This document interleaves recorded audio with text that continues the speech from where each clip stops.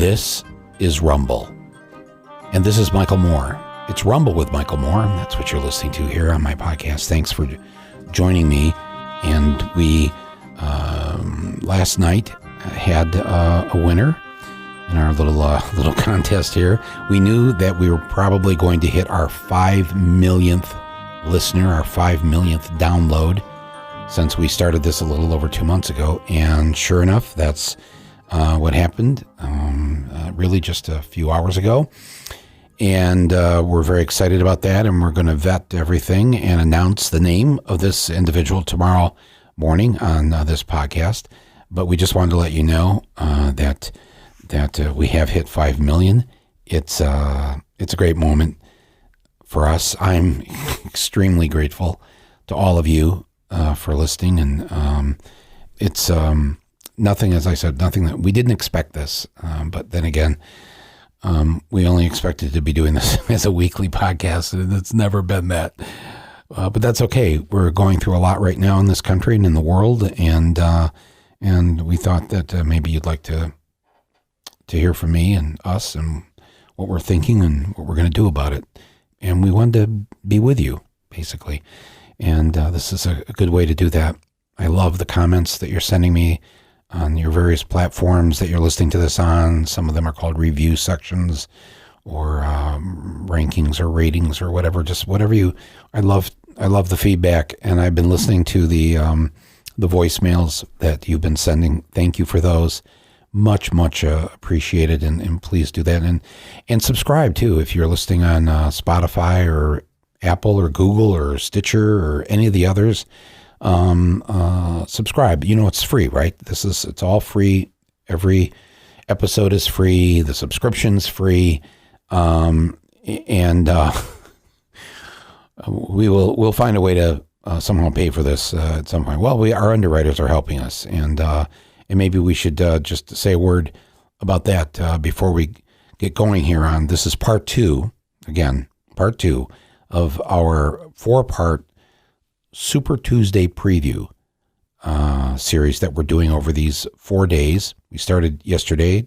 Today is our second day, and we're going to discuss a number of things, including what happened in South Carolina last night, what else is going on with Donald Trump, and I think you're going to appreciate hearing this. It's not going to be a long podcast today, but I wanted to check in with you on what's going on. I just want to mention before we get going here that the underwriter for today's episode is Anchor Podcast Platform. They're the free podcast people. They help anybody who wants to get their own podcast going to help them get it going for free. Doesn't cost anything. You can find them at anchor.fm or on their app, the Anchor app. Their core mission really is the democratization of audio, so that audio can be used by anybody who wants to use it to reach people with their own voice.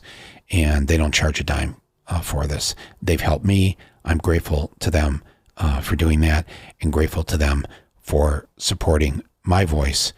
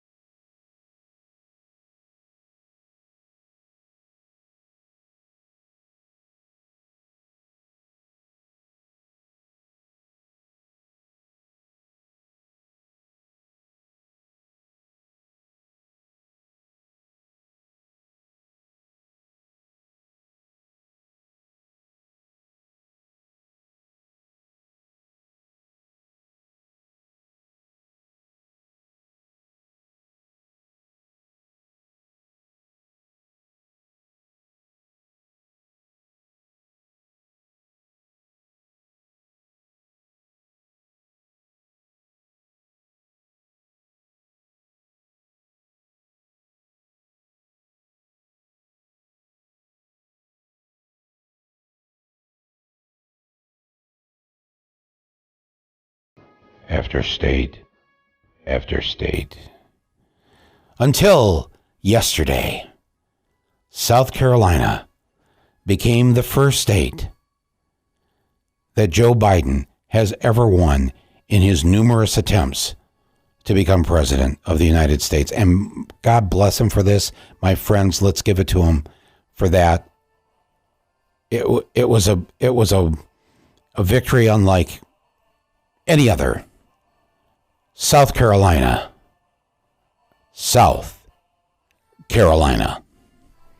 Congratulations, Joe Biden. I mean that too, by the way. Everything he said in his victory speech about removing Trump, about what we have to do, it was pretty right on.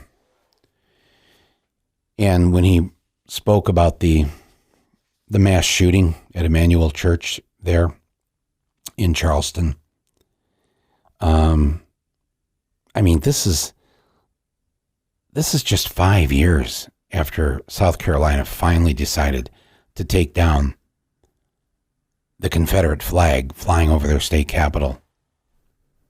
Do you remember that year? It was 2015, and the woman who climbed up the pole at the state capitol there and cut that flag down,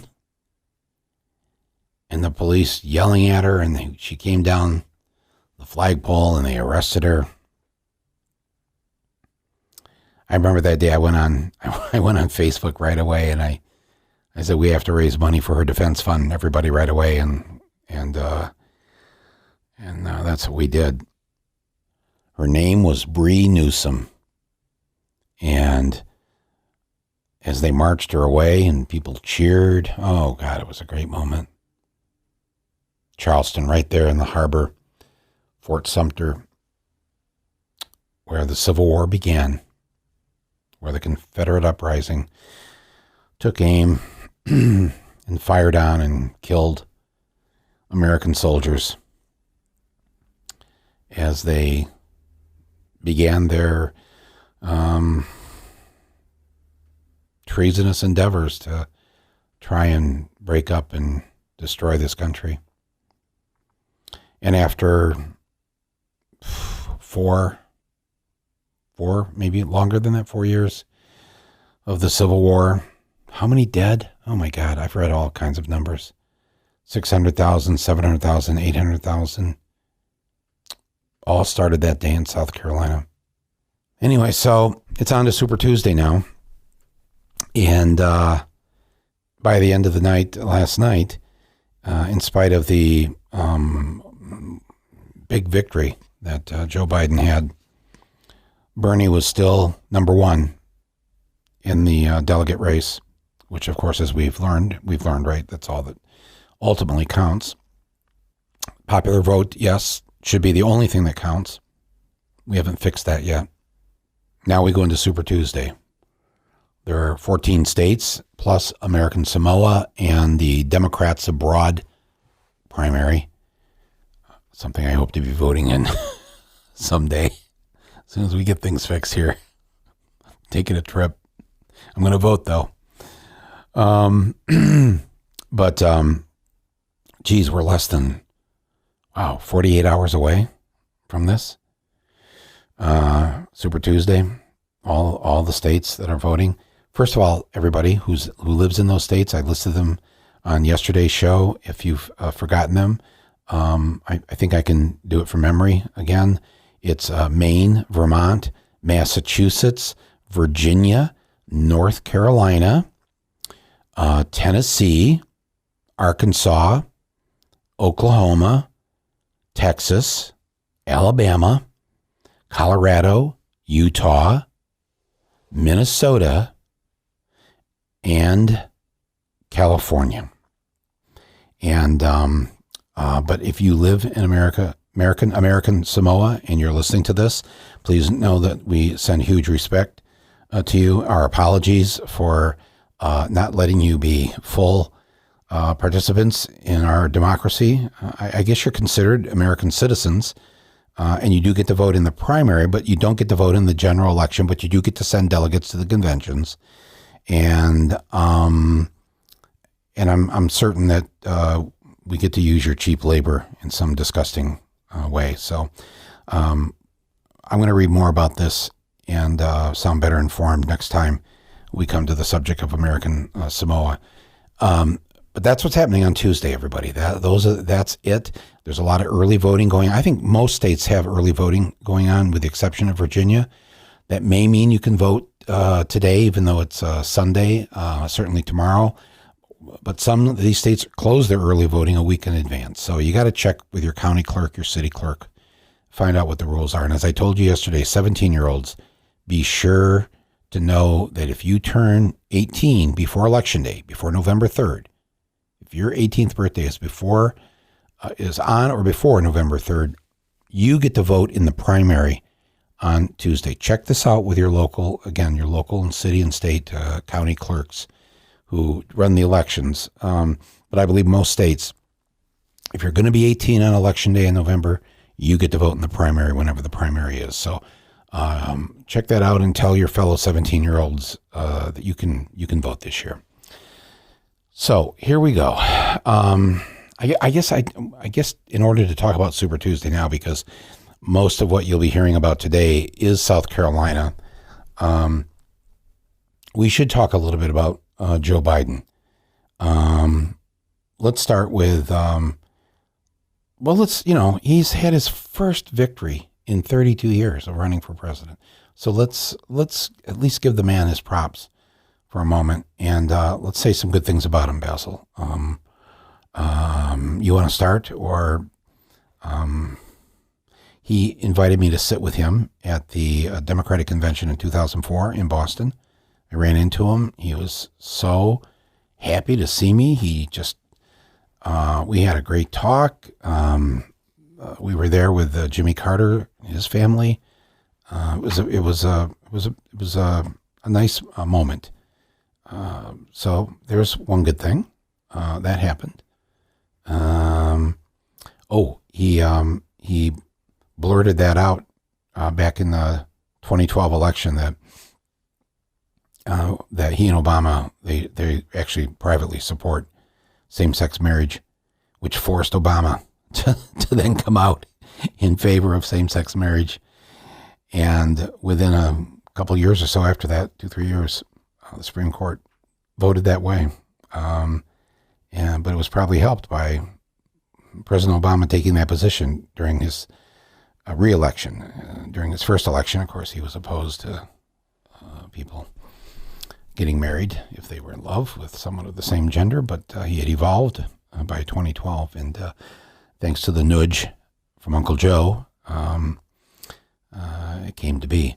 The other thing, too, I would say, too, this is probably because I was watching TV, and African-American voters in South Carolina, they really do appreciate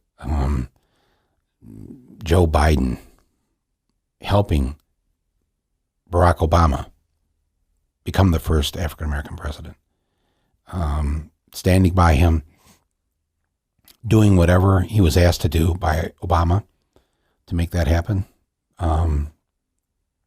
There's a lot of gratitude there, I think, for that. And a lot of that goodwill is still there toward Joe Biden. He has incredible posture. Now, I will say this. I split my time between Michigan and New York City. I have an apartment in both places. And I notice when I'm in New York, in certain neighborhoods that have the older people, the ones that have the best posture, they live the longest. You see them, they live really forever if they have good posture. If the posture isn't good, though, this is just anecdotal. I have no science behind what I'm saying here, but I will say that good posture throughout your life. And my parents used to say this to me all the time, and I never listened to them. Stand up straight. Stand up straight. It just there was no explanation why. Now that I am older, I now see that those who have good posture also seem pretty healthy. So Joe Biden, good on the posture there. But here's the problem. folks. And I don't want to, rain on the parade too heavily. And before I say this, before all the unity people start clutching their pearls here, and they're like, oh, no, I'm going to faint. He's going to say, look, we're all behind whoever the D is on the ballot in November. We're all getting out there. Don't worry. Bernie has said it 1,000 times. He's backing whoever the Democratic candidate is. He'll be out there just like he was for Hillary. That's right. Just like he was for Hillary. 42 rallies that Bernie put on and did for Hillary on his own across the country. Some days he did 3 or 4 rallies leading up to the November election in 2016. She did 12 for Barack Obama back in 2008. Bernie did 42 for Hillary. I know this is crashing up against some people listening to this, think, oh, this is not what I was told. He was not supportive. And it's, the one thing we learned in the Trump era, that if you just repeat a lie, this old adage, if you just repeat it enough times, it actually turns into the truth. And then everybody just continues to repeat it. And it becomes even truer. So the truth is that Bernie was out there in a very vigorous and aggressive fashion trying to get Hillary Clinton elected. So what we have, our problem here, and I guess I want you to hear this from me, is that the most important thing in this election is removing Donald Trump from the White House. Do we all not share that as our primary goal? It's just that some people like myself have a second goal, which is not just to get rid of Trump, that's goal 1, but to replace him with to get rid of the system that gave us Trump. Trump didn't fall out of the sky. Trump just didn't happen by accident. We have a kind of a rotten political system in this country. It's not democratic. The person who gets the most votes doesn't win. And a whole bunch of other things. But also we have a economic system in this country that's not democratic. It's run by people that have the most money. They make more decisions to benefit themselves so that they can make more money. So that has to go too. We need a democratic economy. We need an economy that is run of, by, and for the people. Those are the two things that I would like to see happen. One is a short-term goal, remove Trump. The other is a long-term goal of creating a better system, a more equitable system, a more democratic economy. And I'm afraid that we're not going to accomplish our first short-term goal, which is to remove Donald Trump, if somebody like Joe Biden is our candidate. So I want you to know this about me. No matter how much I agree with Bernie and his policies, or what I think of him as a decent and honorable person of integrity and substance, and a 53-year commitment to fighting for the people. Yes, all of that. But I actually think he's the best person to beat Trump. And all the polls have shown this. I think, what's the last statistic we saw there? 67 out of 72 polls now have shown that Bernie beats Trump, and Bernie beats Trump better than the other Democratic candidates beat him. So I know some of you disagree with this. I think you look at Joe Biden and you think, no, this is the way to go. We need to have that discussion, and we need to have it fairly soon. I'd like to do next week is I want to bring in a Biden supporter and an Elizabeth Warren supporter, a Mayor Pete supporter. Maybe we can sit around the table in here and have this discussion. And I want to really hear from people. I want them to explain to me why they think that these other candidates have a better chance. Because I'd like to point out that anytime we've run a Democrat that supported the Iraq War, we lost. And that's just the truth, isn't it? Kerry lost. Clinton lost. And if we run Biden, who also voted for the war, it's going to happen again. Same thing with supporting NAFTA, this trade agreement that killed the state that I live in, Michigan, and the industrial Midwest.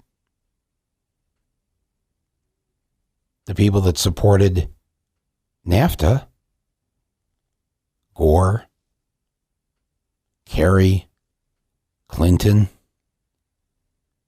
what happened to each of them? The same thing that'll happen to Biden. People remember these things, you know. They remember the candidates that voted in favor of eliminating their jobs. It's probably the worst thing you can do as a politician is vote for something that's going to kill hundreds of thousands of jobs. And that's what these Democrats did. And they've all lost. Why would we run another pro-Iraq war, pro-NAFTA candidate again? Haven't we learned our lesson? And haven't we learned our lesson from trusting the old guard of the Democratic Party to pull this off? My God, they are so awful and incompetent. I mean, we don't even want to bring up Iowa here, do we? No, because it's one of Trump's great talking points now, isn't it? The party that can't even run a caucus in Iowa. Yeah. We handed that one to him, didn't we?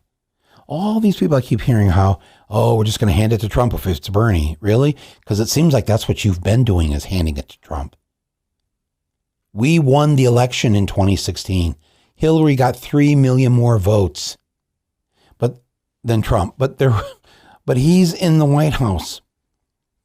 Because after Gore got the most votes and won the election, we did nothing about the Electoral College. The Democratic Party did nothing about it. 16 years later, bing, it happens again, this time to Hillary. Still do nothing about it. And to run such an awful campaign. First of all, you understand, the Democrats had no Electoral College strategy in 2016. Why would you ever follow their lead again after that disaster that gave us Donald Trump? No Electoral College strategy. They did not send the candidate to the state of Wisconsin. I think she went once to Michigan.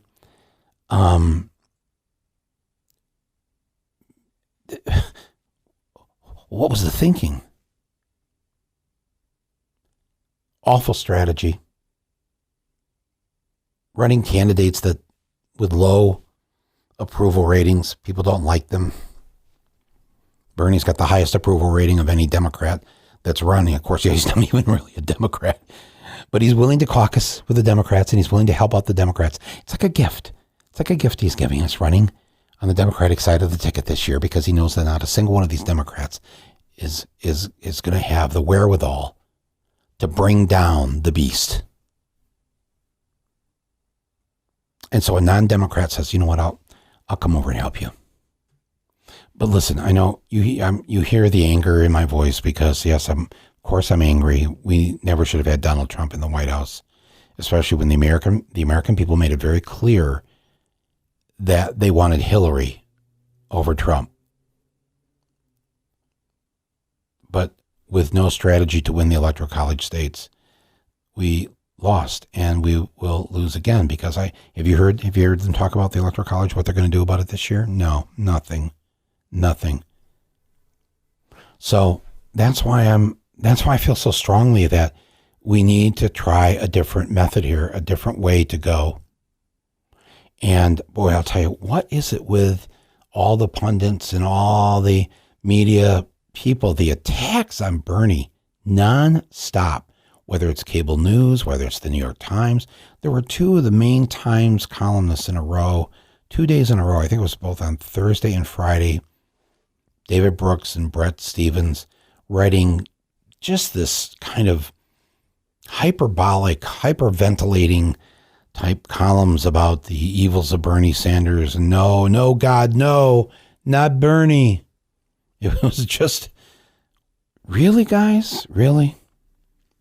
What are you really worried about?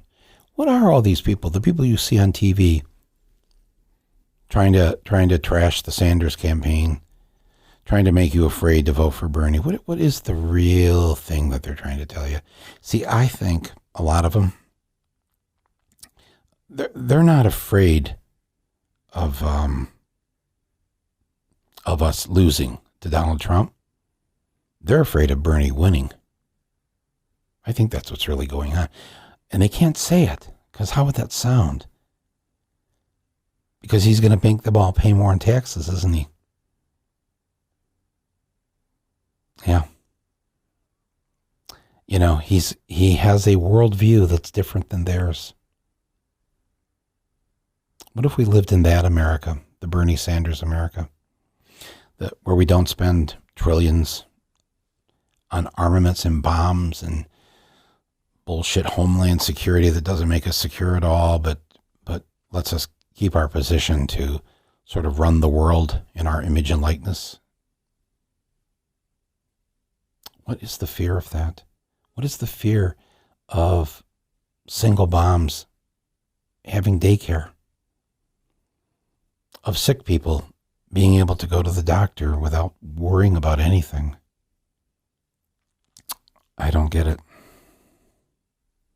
But it's frightening to a lot of people. But not, it seems, to the majority of Americans so far. Bernie's ahead in the polls in most of these Super Tuesday states. He won the popular vote in Iowa. He won the popular vote and the delegate, or at least he may be tied with Mayor Pete from New Hampshire.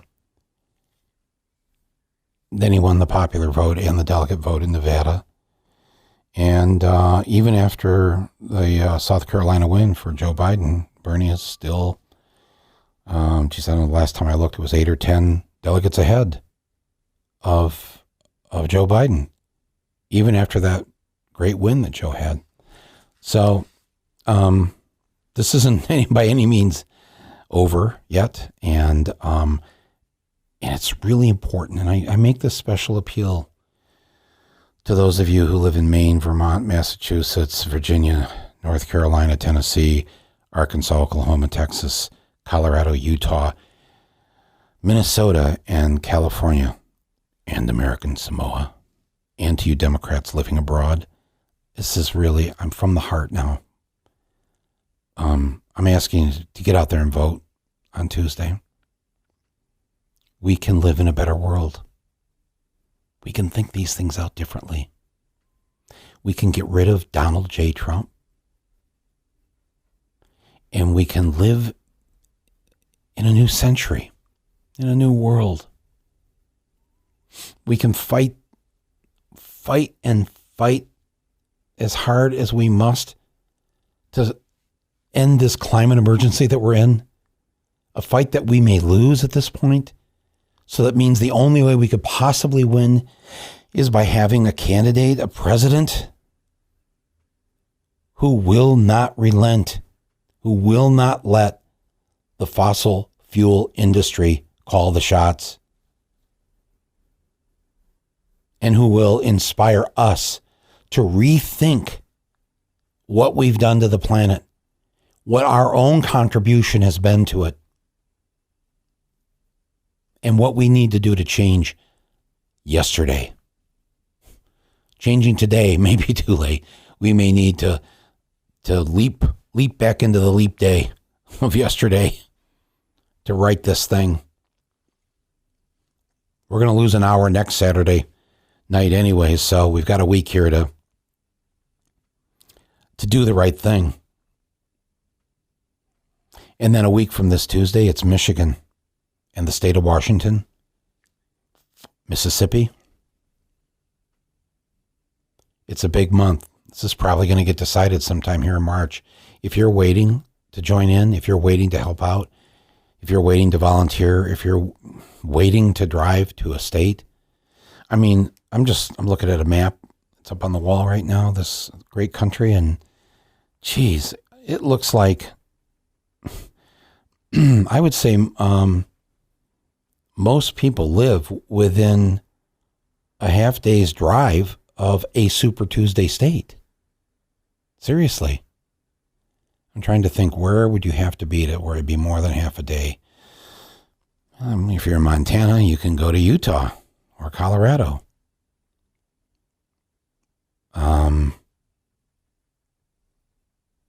If you're in Arizona, New Mexico, you can go to Texas. If you live in Nebraska, you can go to Oklahoma. If you live in South Dakota, you can go next door to Minnesota. If you called whatever candidate you want to support, I mean, obviously I support Bernie. I want you to call Bernie, but that's okay if if you're not there, just get involved.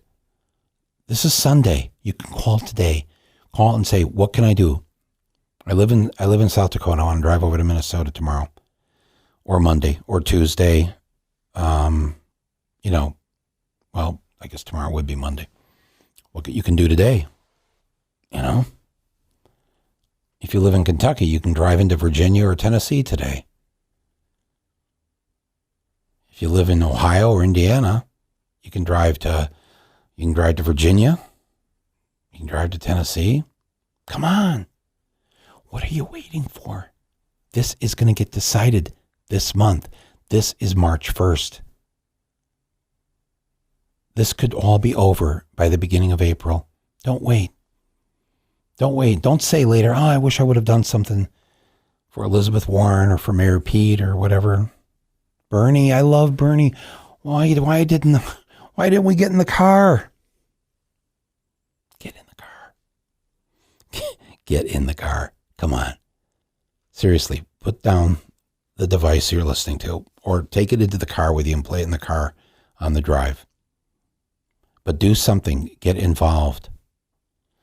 Listen back to some of the things I've been saying on previous podcasts that if we move to the center, if we move toward the right, we're going to lose.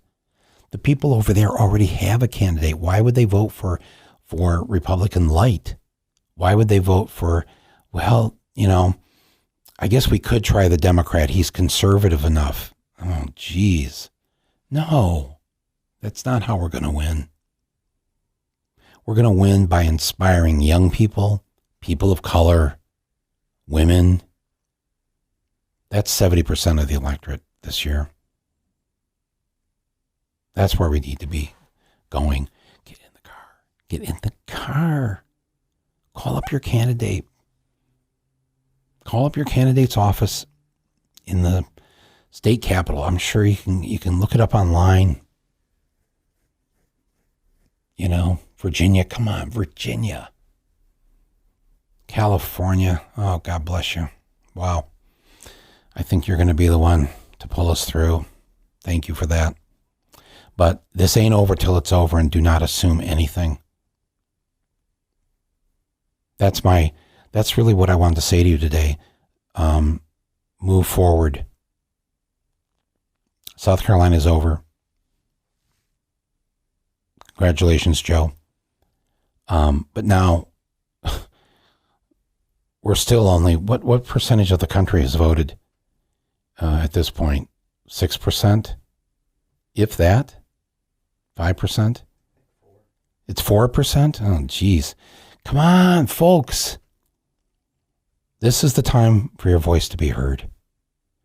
And I ask you, as you are driving to whatever state you're driving to help out today or tomorrow, think about who we need in that White House. And think about who is going to be relentless in bringing down Donald John Trump. Thank you for listening to this. Thank you to our 5 millionth listener, who we shall reveal tomorrow, with their permission, of course. We're going to have number 5 million be a guest on Rumble here in the next week or two. And so it'll be wonderful to talk to one of you right here. That'll be a very cool thing for me. And we have many things to cover here in the next week or so. Many things to talk about.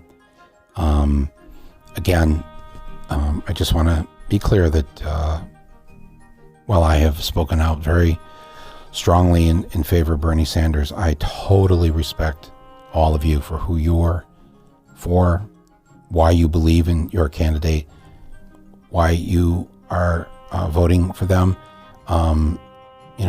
If I haven't done my best to convince you otherwise, then so be it. But just the fact that you're not apathetic, you're not staying home, you're getting involved. That's very, very important. And yes, of course, it's important that we get the right person in there. This person, again, in my opinion, has a dual job: remove Trump and remove that which gave us Donald Trump. Thanks, everybody, for listening today. Don't forget to wash your hands. And I'll talk to you tomorrow. This is Michael Moore, and you've been listening to Rumble.